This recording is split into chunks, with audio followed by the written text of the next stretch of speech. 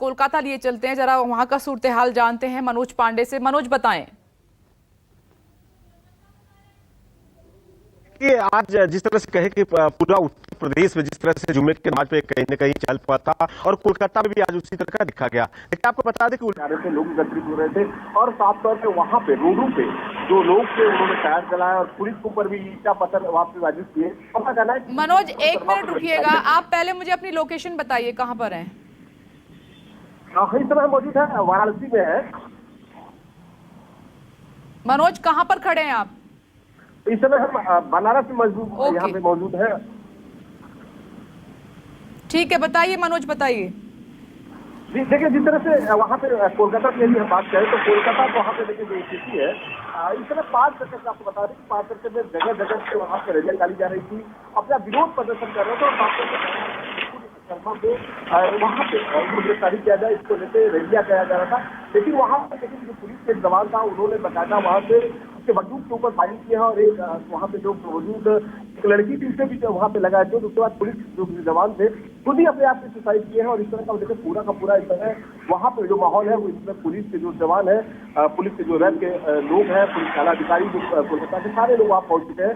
तो कह सकते हैं कि इस समय स्थिति को नियंत्रण में लाने की कोई तरह से कोशिश किया जा रहा है, चारों तरफ से शांति बहाली किया जा रहा है। लेकिन इस तरह से आज जुम्मा का दिन था, पड़ने के बाद अपना विरोध प्रदर्शन कर रहे थे कि रिपोर्ट शर्मा की गिरफ्तारी हो, उसको मांग लेकर पूरे कोलकाता में इस तरह की रैलियां निकाली जा रही थी। यही हो उलबेड़िया हो सभी जगह पे आज सरकार किया गया और अभी पुलिस वहां पे स्थिति को नियंत्रण करने के लिए पुलिस की तैनात है और सभी तरह से वहां पे लोगों को शांत कराया जा रहा है। और वहां पे जिस तरह से भीड़ थी अब धीरे धीरे भीड़ को कम किया गया, लेकिन स्थिति अभी भी वहां की तनावपूर्ण बनी हुई है। जिस तरह से देखें जो पुलिस के जो जवान था उसके बंदूक से जिस तरह से फायरिंग हुई है उसको तो वहां मौके से एम्बुलेंस की टीम पहुंच चुकी है, पुलिस आला अधिकारी के सारे लोग पहुंचे हैं और पूरे घाट वहां पे जिस तरह से ऐसी तरह का ऐसा माहौल हुआ उस तरह की पूरी तरह की जांच किया जा रहा है। जिस तरह से देखिए अभी भी तो पहले के मुकाबले अब माहौल शांत बताया जा रहा है, लेकिन जिस वक्त ये विरोध प्रदर्शन हुआ वहां की तस्वीरें आप देख रहे हैं वो चिंताजनक थी, क्योंकि पथराव भी हुआ है कई जगह पर। मानस, आपके पास आ रही हूँ। कानपुर में तो हिंसा के बाद पहले से ही पुलिस हाई अलर्ट पर है। आज जुम्मे की नमाज के बाद का नजारा क्या दिखाई दिया आपको वहां?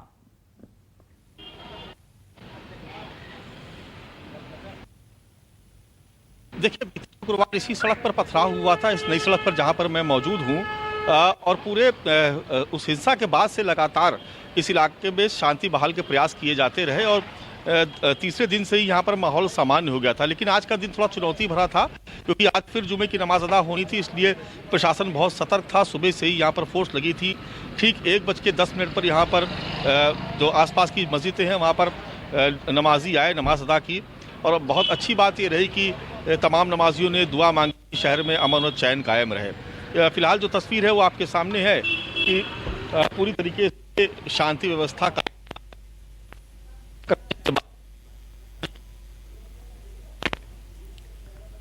मानस, आपके ऑडियो में डिस्टरबेंस है, हम दोबारा आते हैं आपके पास, ठीक कराते हैं इस ऑडियो को।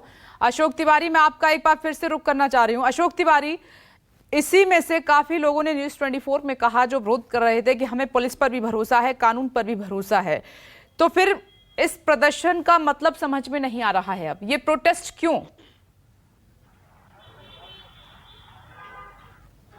देखिए, ये तो साफ है कि ये प्रोटेस्ट बीजेपी की जो पूर्व प्रवक्ता रही हैं उनके बयान को लेकर किया जा रहा है।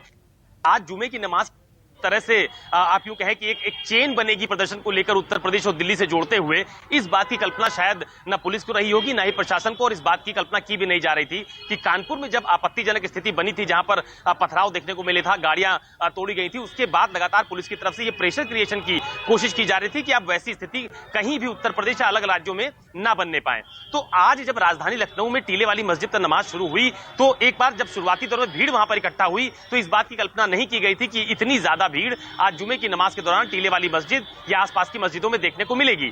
ठीक उसी तरह से चाहे प्रयागराज हो, सहारनपुर हो, या अभी हम लोग दिल्ली का जिक्र कर रहे थे, इतनी बड़ी संख्या में जुमे की नमाज वाले दिन लोगों का पहुंचना, इस बात का संकेत मुझे लगता है शायद समझने में थोड़ी सी देर हो गई लोगों को कि इस तरह का प्रदर्शन देखने को मिल सकता है। लेकिन जो एक बड़ा प्रदर्शन, चाहे आप दिल्ली की बात कर रही थी या फिर अभी सहारनपुर की तस्वीर सामने आई, प्रयागराज की तस्वीर सामने आई, तो मुझे लगता है कि एक प्रदर्शन के माध्यम से एक बार फिर उसी तरह का गई है जैसे कानपुर में पथराव के दौरान देने की कोशिश की गई थी। क्योंकि प्रयागराज में भी आज पत्थरबाजी हुई है, वहां पर भी गाड़ियां तोड़ने का प्रयास किया गया है। तो मुझे ऐसा लगता है कि इसमें कहीं ना कहीं अभी पुलिस को और सख्ती बरतनी पड़ेगी। अभी अपना जो उनका लोकल इंटेलिजेंस होता है उसको और ज्यादा स्ट्रांग करना पड़ेगा, ताकि इस तरह की इंफॉर्मेशन उनको पहले से प्राप्त हो कि अचानक से लोग क्यों बढ़ रहे हैं, अचानक से एक नमाज वाले दिन लोगों की भीड़ क्यों बढ़ती जा रही है। ये तमाम सारे बिंदु हैं जिस लगता है कि अभी और ठोस कदम उठाने की जरूरत है। लेकिन अच्छी बात यही है विप्रेश कि कानपुर में भी उपद्रव की स्थिति के बाद भी कोई बहुत बड़ा नुकसान देखने को नहीं मिला था। और आज प्रयागराज हो, चाहे सहारनपुर हो या दिल्ली हो या फिर लखनऊ में सांकेतिक तौर पर जो मैसेज देने की कोशिश की गई उसके बाद कोई बड़ा नुकसान देखने को नहीं मिला। ये एक बहुत अच्छी और राहत भरी खबर है। लेकिन अपना विरोध प्रदर्शन को प्रदर्शित करने में उनकी तरफ से जो कोशिश की जा रही थी वो एक तस्वीर हम लोगों के सामने आई है। अशोक, एक बात जो आपने कही, क्योंकि हर जगह से यही कहा जा रहा है कि किसी के कहने पर इकट्ठा नहीं हुए थे, किसी ने आह्वान नहीं किया था इस विरोध प्रदर्शन। ये तस्वीरें जरा देखिए, जरा ध्यान से देखिए इन तस्वीरों को, कैसे एक दूसरे पर पत्थरबाजी करते हुए लोग नजर आ रहे हैं। प्रयागराज की तस्वीरें, पुलिस ने भी आंसू गैस के गोले दागे हैं, लाठीचार्ज किया है, पत्थर मारे गए हैं, क्योंकि वहां पर लोग काफी उग्र हो रहे थे। ये उग्र प्रदर्शन था दरअसल, क्योंकि एक चुनौती ये थी कि माहौल को शांत करना है, शांति वहां पर बनाए रखनी है। ये एक चुनौती तो है पुलिस के सामने, इसीलिए सब कुछ वहां पर देखने को मिला है। एक मिनट में मनोज का रुख कर लेती हूँ। मनोज, काफी उग्र वहां पर तस्वीर नजर आ रही है मुझे इस वक्त, मैं जो देख रही हूँ। हालांकि अब माहौल शांत होगा। बिल्कुल एकदम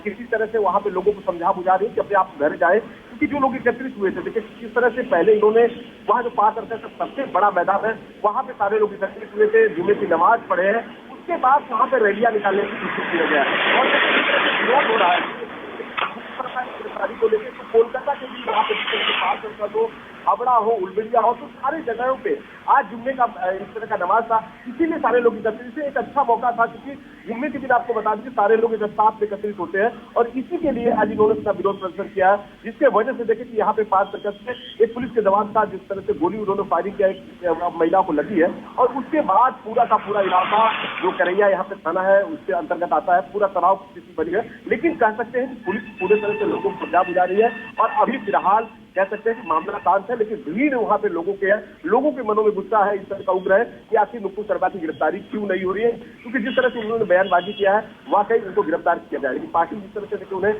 उनको हटा दिया है, पर्चा कर दिया है, लेकिन उनका कहना है कि उनकी जब तक गिरफ्तारी नहीं होगी, ऐसे ही पूरे कोलकाता के सभी जिलों में इस तरह का प्रदर्शन जारी रहेगा। तो कह सकते हैं कि फिलहाल स्थिति कंट्रोल में है, वहां पे रैप जवान को उतार दिया गया है, कोलकाता पुलिस के जवानों को उतार दिया गया है। तो कह सकते हैं कि अब मामला शांत कराने के लिए कोलकाता पुलिस पूरी तरह से प्रयास करे कि जिस तरह से इस तरह का उग्र हो रहा है, लोगों में भीड़ वहां जुट रही है और जिस तरह से फायरिंग की घटना हुई है उसके बाद लोगों में उत्तेजना का माहौल है। लेकिन बस एक मिनट ये तस्वीरें दिखा देती हूँ, मनोज रुकिएगा। ये नमस्कार, मैं हूं मानक गुप्ता।